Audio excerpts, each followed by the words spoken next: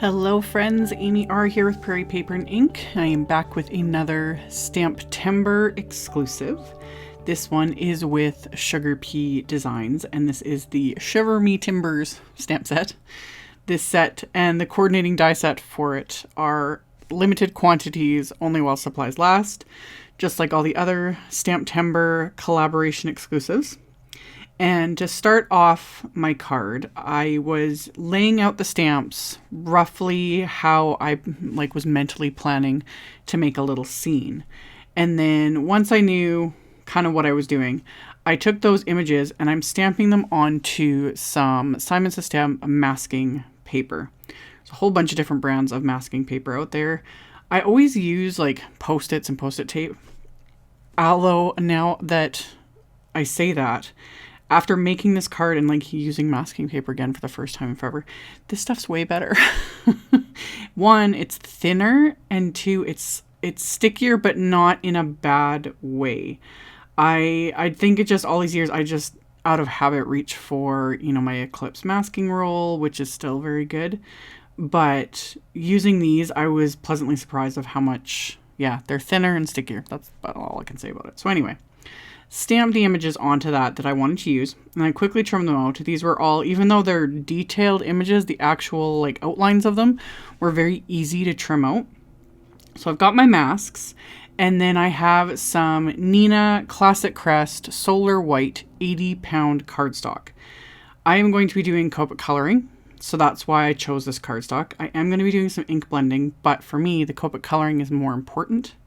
So I'm going to use that. Otherwise, it just kind of depends on what you're doing. Different type of cardstocks for different types of things. And if your, main concern is ink blending, I would recommend something like Simon's 120-pound smooth cardstock or Bristol smooth, like I used in my last video. But again, with this, my main concern was the Copic Coloring, and this is one of my favorite cardstocks for that. So I have my little masks. So I stamped the treasure chest first. When it comes to masking, whatever image you stamp first is the one that's going to be in the foreground or the front of everything, because everything you stamp over it will appear as if they're behind it. So I did the treasure chest first. I masked it, and then I stamped my little pirate. So it's going to look like he's standing kind of right behind it.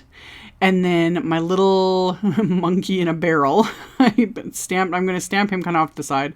And that's kind of one of the nice things about having masks too, is you can use them to kind of move things around and see how they're going to look. So I stamped him. And if I was only going to mask one thing and I wasn't going to do all the ink blending, I really only would have needed to mask that treasure chest. However, I'm going to do some ink blending and some stamping on top of this. So I'm going to peel the backing off of my other masks. So I still have the mask on there for the treasure chest. And now I'm going to mask off my little pirate. And then finally, I'm going to mask off my little monkeys. So now they're all covered in this masking paper. And I can do whatever I want. You can stamp, ink blend, all those sorts of things. So I'm going to add one additional mask to all of this. And that is just a straight line. So I'm just using some of my Heffy Doodle memo tape. Some Post-it tape would have worked. I could use more of the masking sheets as well, just taking a straight edge of it. But I have literally sitting on my desk. So I'm going to use this, and I'm going to just kind of mask off where I want the stamping and the ink blending to kind of end. And I'm going to press that into place. And then I pulled out the wood planks background, because it was this whole thing was just meant to be. This was from the STAMPtember release. So I pulled this out. I have it face up on my desk here, and I'm inking it up with Simon's dark chocolate ink. And then I'm going to flip over my card front and press that right into this stamped image.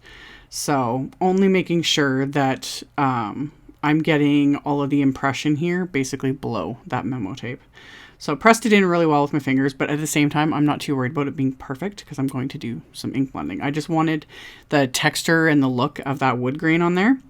So after I did that, I pulled out some Vintage Photo Distress ink, and I'm just using some of my little Studio Caudia ink blending brushes, and quickly, even though, again, in editing, I sped this up a lot, but I just quickly blend this ink on. It doesn't need to be perfect because, again, it's kind of wood texture, all that sort of thing.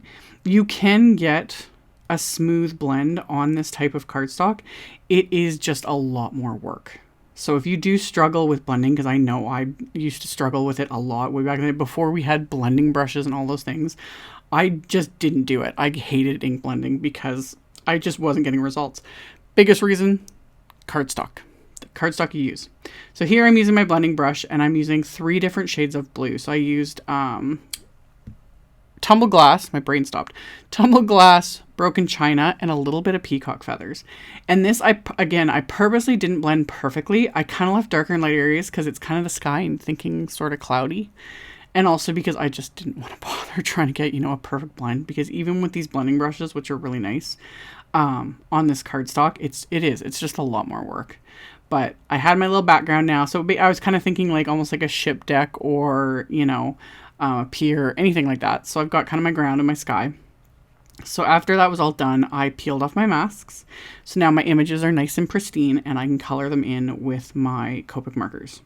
So I just went along and colored in everything, just, you know, reds and browns and yellow for gold, and kept it fairly simple. Again, sped this up. In editing, I was zoned out listening to Outlander on Audible. I was going on about this in another video. Love this book series. I've actually read the entire series, but while I've been working so much, like editing and all that sort of thing, I have them all on Audible, and I love it. I love that. And then the other one that I was raving about however many months ago was Harry Potter, the Harry Potter series. Same thing. I can just kind of like zone out and do my thing. So while that was playing, I was coloring with Copics. This set was really, I had fun with it. And this is like so perfect for like little boy cards, that sort of thing.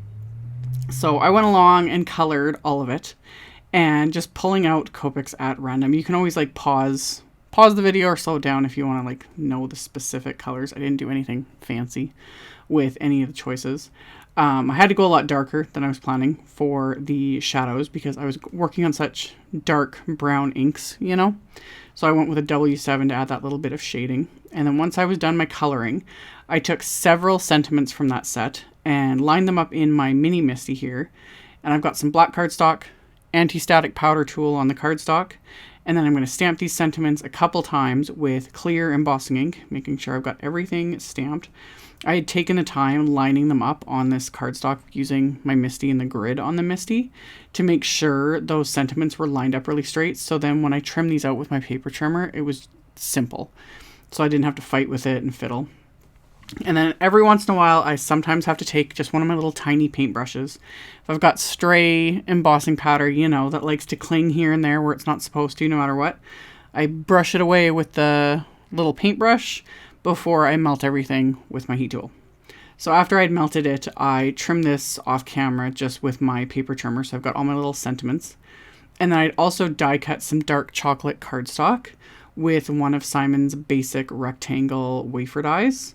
I'd used one of the A2 thin frames for the main image just to get it to a slightly smaller size.